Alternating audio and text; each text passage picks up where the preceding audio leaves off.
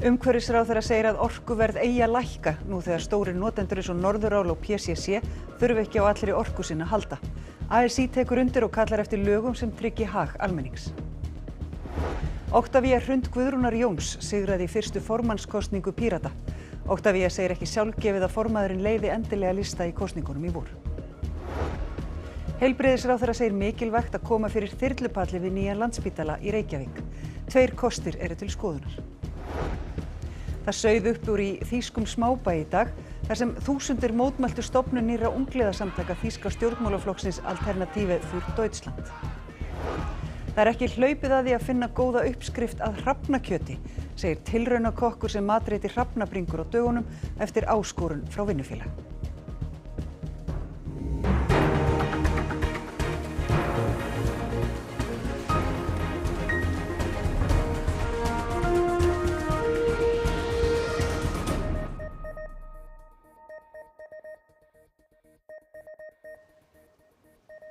Gott kvöld. Raforkuverð til almennings ætti að lækka vegna minni orkuþarfar Norðuráls og PCC. Þetta er mat umhverfisráðherra og Alþýðusambands Íslands. Engin svör fást hjá orkufyrirtækjunum. Bilun í verksmiðju Norðuráls á Grundartanga og lokun PCC við Húsavík þýðir að töluverða raforku sem gert að ráð fyrir að nýtist ekki. Umhverfis orku- og loftslagsráðherra býst við að það leiði til lækkunar og orkuverði til almennings. Við sjáum auðvitað hvað hefur gerst á síðustu árum og þegar eftirspurn er mikil eftir orkunni þá hefur verð snar hækkað og nú gerum við ráð fyrir að sjá ennþá meiri lækkun heldur en orðið hefur. Verð hefur lækkað, orkuverð hefur lækkað svolítið rækilega eftir að þessi áföll dundu yfir en ég gerir ráð fyrir að það lækki enn frekar. Jóhann Páll segir að stjórnvöld vakti þetta sérstaklega. Hann sé í sambandi við raforkueftirlitið og fjármálaráðuneytið skoði líka hvað verði þessa umfram orku. Nú reynir á það hversu að hvaða marki markaðslögmálin ganga upp á orkumarkaði. Þannig að það þín skoðun að þetta eigi leiða til lækkunar? Þetta á að leiða til lækkunar, já. Alþýðusamband Íslands kallar eftir lægra orkuverði til almennings við þessar aðstæður. Starfsmaður þess á sviði verðlagseftirlits og neytendamála segir aukna eftirspurn stórnotenda hafa hækkað verð til smærri fyrirtæki og heimila sem ASÍ vilji ekki sjá. Raforka sé nauðsynjavara og þess eðlis að frjáls markaður sé ekki best til þess fallin að ráðstafinni. Við núverandi aðstæður ætti verð til heimila að lækka. Já, þetta ætti það að gerast, en það er hins vegar engin mekanismi til staðar sem að tryggir það og við hjá ASÍ höfum verið að kalla eftir það að stjórnvöld ráðist í aðgerðir og sem sagt móti þennan lagaramma utanum viðskipti með raforku og að sá lagarammi í raun og veru aðskilji stórnotendur frá heimilum og smærri fyrirtækjum og tryggi bæði raforku öryggi og vernd fyrir þessa viðkvæmari hópa. Auður Alva segir að fyrir Alþingi liggi frumvarp sem að einhverju leyti eigi að móta ramma utanum þennan markað en þar sé að mati ASÍ lögð ofuráhersla á markaðsöflin. Og það er skoðun okkar í ASÍ að það sé ekki til þess fallið að tryggja þessa mikilvægu vernd. Fréttastofa reyndi að fá viðbrögð frá bæði Samorku og Orku náttúrunnar en fékk þau svör að þau gæti ekki tjáð sig vegna samkeppnislaga. Rússar skutu tugum flugskeita á Kív, höfuðborg Úkraínu í nótt og sendu þangað mörg hundruð dróna í einni mestu árás á borgina frá því innrásarstríðið hófst árið 2022. Að minnstakosti 3 féllu í árásunum og hátt í 40 særðust. Tjón varð í 7 hverfum borgarinnar bæði vegna árása og braks úr drónum sem voru skotnir niður. Rússar hafa beint árásum að orkuinnviðum og alls voru 600.000 borgarbúar án rafmagns í morgun. Á meðan Rússar ráðast á úkraínsku höfuðborgina leggja Úkraínumenn áherslu á Svartahaf. Þeir réðust á stóra olíuhreinsunarstöð nærri borginni Novorossija í nótt en síðustu vikur hafa þeir ráðist á olíuinnviði til að hægja á rússnesku stríðsvélinni. Í nótt gerðu þeir svo árásir á olíuflutningaskip á Svartahafi sem tilheyra skuggaflota Rússa og flytja olíu frá Afríku og Persaflóaríkjum til Rússlands. Zelenski Úkraínuforseti ávarpaði þjóð sína í gærkvöld og sagði að ekkert yrði gefið eftir á vígvellinum þó að friðarviðræður væru í farvatninu. І коли у нас у всіх є такий зовнішній виклик – війна, ми маємо всередині бути міцними. Саме на захисті України будуть зосереджені 100% нашої сили. Кожен має зараз діяти саме так, в інтересах нашої держави і захищати нашу державу. Це незмінний принцип. Вже Найближчим часом відбудуться зустрічі з американською стороною. Samninganefnd Úkraínu kom til Bandaríkjanna síðdegis og ræðir friðartillögur Trumps Bandaríkjaforseta á Flórída á morgun. Mannabreytingar hafa orðið í nefndinni því formaður hennar og nánasti samstarfsmaður Zelenskís alla hans forsetatíð, Andriy Yermak, sagði af sér í gær vegna tengsla hans við spillingarmál sem til rannsóknar í Úkraínu. En afsögnin þykir veikja stöðu Zelenskís. І ця відставка, я вам скажу, це така міні-революція в політичній і управлінській системі України, яка склалася за останні 5 років, тому що Єрмак був ключовою фігурою в тій конструкції влади, яка у нас існувала. По суті, це була суперпрезидентська республіка. І заміна Єрмака суттєво змінить конфігурацію влади. Hingað heim. Oktavía Hrund Guðrúnar Jóns nýr formaður Pírata. Kosið var í embættið í dag í fyrsta sinn í sögu flokksins. Oktavía hlaut 95 atkvæði en borgarfulltrúin Alexandra Brím 79. Oktavía segir þetta tímamót í sögu flokksins og nú eigi eftir að móta hlutverk formanns og varaformanns og vinna að skipulagsbreytingum. Oktavía segir að þörf sé fyrir flokkin á Alþingi og að unnið verði að því að hann snúi þangað aftur. Oktavía fyrsti varaborgarfulltrúi Pírata og framkvæmdastjóri borgarstjórnarflokksins og segir ekki sjálfgefið að fara í oddvitasætið í Reykjavík í vor. Við erum þetta kannski ekki hefðbundin flokkar að þessu leyti. Svo ég hef engin plön akkurat núna að það væri eðlilegt að forma það fyrir hvorki í oddvita hérna inn á þing, en ég held að það er margt sem á eftir að skýrast á næstu viku. Það ekkert útilokað en ekkert ákveðið? Akkurat. Heilbrigðisráðherra segir að enn standi til að koma fyrir þyrlupalli á lóð nýja Landspítalans við Hringbraut. Mikilvægt sé að sjúkraflutningar taki sem stystan tíma. Stefnt að því að taka nýjan Landspítala í notkun eftir 5 ár. Ekki hefur þó verið ákveðið hvar þyrlur geti lent með sjúklinga. Læknar hafa óskað eftir svörum frá yfirvöldum og þeir telja brýnt að þetta liggi fyrir sem fyrst. Heilbrigðisráðherra segir að aðstaða Landhelgisgæslunnar við Nauthólsvík verði áfram nýtt til blindflugs og áfram sé gert ráð fyrir þyrlupalli við spítalans sjálfan. Ef áætlanir fara eins og það liggja í dag, þá verður annars vegar þyrlupallur út í Nauthólsvík og hins vegar þyrlupallur annarkvort ofan á rannsóknarhúsinu eða á jörðu niðri á lóðinni. Verið sé að leggja mat á þessa 2 kosti og það kann að taka einhverja mánuði. Það hefur legið fyrir eiginlega frá upphafi að það er gert ráð fyrir þyrlupalli ofan á rannsóknarhúsið og það er byggt með það í huga. En síðan hefur þurft að endurskoða áætlanir aðalega varðandi útfærslu vegna þess að þyrlurnar að stækka og þá þarf að hækka pallinn ofan á byggingunni. Þannig að það er verið að skoða það og líka hvort það væri heppilegra að hafa hann á jörðu niðri og þá þurfum við auðvitað land frá borginni. Þannig að þessir 2 kostir eru til skoðunar. Reisa þarf alltaf 17 metra turn ofan á rannsóknarhúsi til að koma fyrir þyrlupalli en í hinu tilvikinu verið að horfa til svæðis þar sem umferðarmiðstöðin í dag. Alma segir mikilvægt að þyrlur geti lent nálægt spítalanum. Það er alltaf áhætta að flytja sjúklinga á milli faratækja eins og ef að væri lent út á flugvelli þar sem Landhelgisgæslan núna að þurfa að setja sjúklingin í sjúkrabíl og flytja upp á Hringbraut.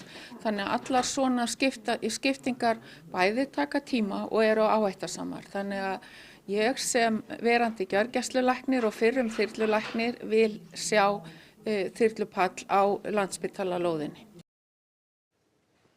Mótmælendur reyndu í dag að koma í veg fyrir að stjórnmálaflokkurinn Alternative für Deutschland gæti stofnað ungliðasamtök.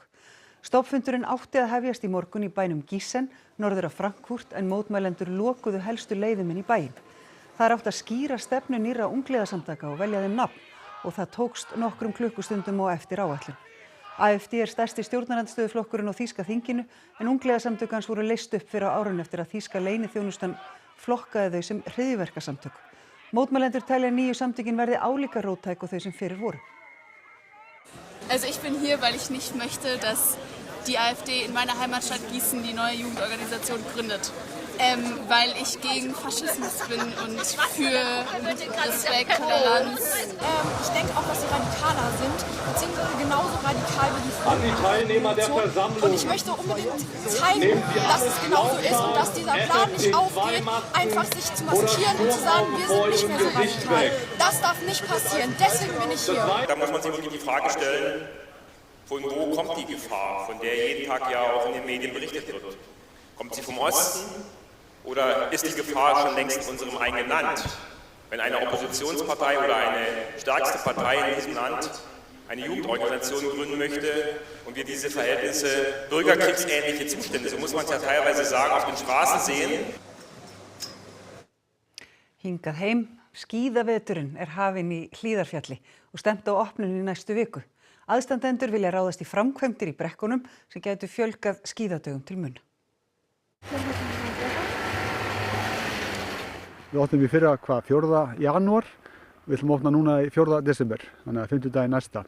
Síðasti vetur var arfaslakur fyrir skíðafólk á Norðurlandi vegna hlýinda og snjóleysis. Í nóvember fór hiti yfir 20 stig á Akureyri. Það tæmdi fjallið, þannig að ég hef engar áhyggjur að það gerist aftur af því að það er stóru veðuratburður. Eðlilega horfa því margir akureyringar spenntir þessa dagana upp í snævi þaktar brekkur Hlíðarfjalls. Þar hefur tekist að framleiða mikinn snjó í frostinu og útlit fyrir kulda næstu daga. Þannig að byssurnar hafa náð að ganga ansi vel og það er einhver svona fallinn snjór með. Þannig að þetta er bara gott að skíða á þessu held ég. Keppnistímabilið hefst í desember og síðustu ár hafa æfingardagar í alpagreinum ekki verið margir fyrir þann tíma. Byrjunin á hugmyndin það að við þurfum að ná 30 skíðadögum fyrir 1. desember. Það er bara fyrir okkar iðkendur. Því fór skíðafélagið að leita lausna og fór ásamt forstöðumanni skíðasvæðisins með aðgerðaáætlun til bæjaryfirvalda. Í henni þrennt sett í forgang, landmótun, fjölgun snjógirðinga og uppfærsla á snjóframleiðslukerfi. Hlíðarfjall náttúrulega staðsett 80 km frá úthafinu. Þar þurrara loft og það meiri stillur heldur en við úthafið. Og Hlíðarfjall nær líka upp í 1100 metra hæð og fyrir ofan það jökull sem væri hægt að nýta meira. Svæðið hafi því alla burði til að verða það besta á landinu. Með því til dæmis að breikka og slétta brekkur og fjölga snjógirðingum, þá þyrfti minni snjó til að búa til gott færi. Páskarnir eru langstærstu dagarnir í fjallinu en jólin gætu þá einnig orðið skíðahátíð. En skíðafélagi segir aðgerðirnar nauðsynlegar svo íslenskir iðkendur hafi aðstöðu til jafns við aðra. Þetta er í rauninni þannig annarkvæmt hættu að vera hérna á Íslandi eða þá að gerum svona breytingar. Saklaust vinnustaðagrín leiddi óvænt til þess að sambýlismenn í Þingeyjarsveit elduðu hrafnabringur í kvöldmatinn. Leyfilegt að veiða hrafna en uppátækinu hefur verið misvel tekið. Það er ekkert nýtt að Íslendingar borði fuglakjöt. En skiptir kannski máli hvaða fugla sem borðaður? Þykir okkur mögulega vænna suma fugla heldur en aðra? Velkomin í tilrauna eldhús Ránasnars. Í dag ætlum við að elda 2 hrafna. Og svo sjáum við, þetta eru nú kannski muna sinn fífilfægrið þetta Umræður á vinnustaðnum hvort hrafnakjöt væri gott eða ekki undu upp á sig og urðu óvænt til þess að tilraunakokkurinn Ingimar eldaði hrafnakjöt í fyrsta sinn. Óheppilega vildi til að á skrifstofunni var þarna veiðimaður sem að verja svæðið upp við Mývatn. Ekki leið á löngu þar til samstarfsmaðurinn mætti færandi hendi með 2 fugla. Þá var ekki aftur snúið og leit upphófst af bestu uppskriftinni. Maður googlaði náttúrulega hrafn uppskrift, það var ekki til. Þá fletti ég á einhverjum erlendum síðum af kráku uppskriftum og það nóg til af þeim. Þannig að ég tók nokkrar af þeim og blandaði þeim saman og setti í eina uppskrift af hrafni. Þetta er bara óskubænilegt, sko. Setjum þetta í smá lög. Látum þetta vera í klukkustund eins og ég sagði áður.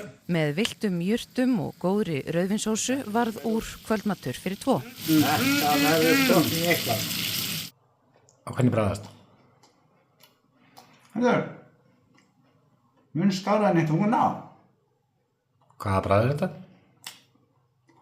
Rosalega döft bragð. Bara gott bragð. Viðbrögðin við eldamennskunni voru þó nokkuð misjöfn. Allt frá spáum ógæfu yfir í tilboð í restin af bringunum. Ingimar segir neikvæð viðbrögð skiljanleg þar sem mörgum þykji vænt hrafninn en bendir jafnframt á að þó rjúpan sé krúttleg sé hún samt skotin og étin. Og svo er þetta þessi mýta eða saga það að hann sé mjög vondur á bragð. Það náttúrulega hjálpar ekki til. Nei, og þú blæst á þær sögur? Ég blæst á þær sögur, já. Fyrsti sunnudagur í aðvent á morgun en í sumum bæjarfélögum beið fólk þó ekki boðana og tendraði ljósin á jólatrjánum í dag.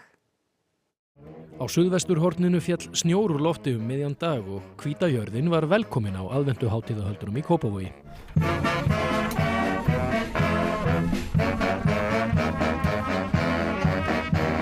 Úti var stilla en það gustaði af sölk og sól.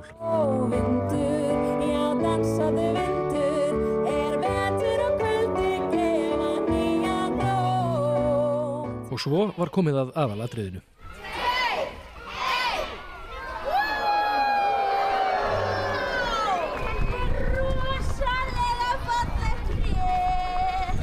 Og þær voru víðar lúðrasveitirnar, til dæmis á Silfurtorgi á Ísafirði.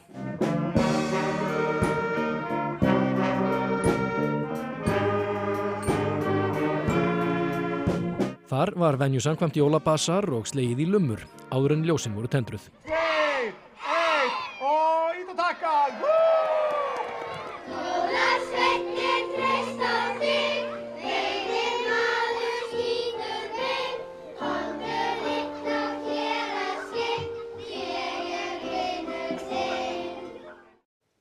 Skulum við heyra hvernig veðrið verður núna í upphafi aðventunar. Á morgun verður allhvöss eða hvöss austanátt sunnanvert landið og rigning eða slitta með köflum hvassast allra syðst. Mun hægari vindur og úrkomulítið á norðurhluta landsins. Hvessir enn frekar syðst annað kvöld, hiti 2-5 stig en frost 1-5 stig inn til landsins norðan heiða. Nánar veðrið að loknum íþróttafrétt. Íslenska kvennalandsliðið í handbolta mætti Serbíu í hörkuspennandi leik sem lauk með grátlegu 1 marks tapi í gærkvöld. Liðið mætir Úrúgvæ í úrslitaleik sæti í milliriðli á morgun. Íslenska karlalandsliðið í körfubolta tekur á móti Bretlandi í öðrum leik sínum í undankeppni HM 2027 á morgun. Liðið býst við hörkuleik í jöfnum riðli. Og við lítum við á Norðurlandameistaramótinu í sundi þar sem Evrópumet féll í gærkvöld. Þetta og fleira í íþróttum hér eftir fréttir. Og þá skulum við rifja upp helstu fréttirnar í þessum fréttatíma. Umhverfisráðherra segir að orkuverð eigi að lækka nú þegar stórir notendur eins og Norðurál og PCC þurfi ekki á allri orku sinni að halda. ASÍ tekur undir og kallar eftir lögum sem tryggi hag almennings. Oktavía Hrund Guðrúnar Jóns sigraði í fyrstu formannskosningu Pírata. Oktavía segir ekki sjálfgefið að formaðurinn leiði endilega lista í kosningunum í vor. Heilbrigðisráðherra segir mikilvægt að koma fyrir þyrlupalli við nýjan Landspítala í Reykjavík. 2 kostir eru til skoðunar. Það sauð upp úr í þýskum smábæ í dag þar sem þúsundir mótmæltu stofnun nýrra ungliðasamtaka þýska stjórnmálaflokksins Alternative für Deutschland. Það er ekki hlaupið að því að finna góða uppskrift að hrafnakjöti, segir tilraunakokkur sem matreyti hrafnabringur á dögunum eftir áskorun frá vinnufélaga. Fréttatíminn er á enda. Næstu fréttir verði í útvarpinu klukkan 10 í kvöld og alltaf á rúv.is. Við kveðjum ykkur í kvöld með myndum sem Kristófer Óli Birkisson tók á dögunum af vetrarstillum norður í Héðinsfirði. Verið sæl.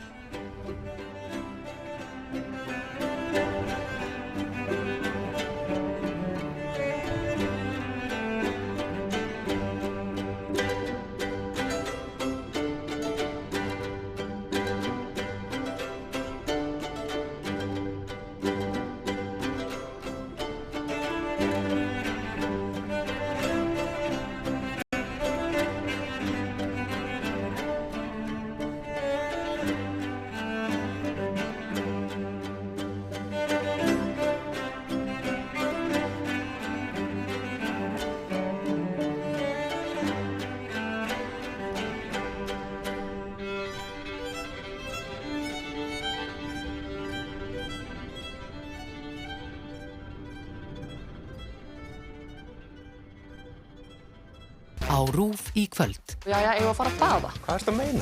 Eigum við að fara í baðkar? Eða hvað? Kappsmál, skemmtiþáttur íslenska tungu.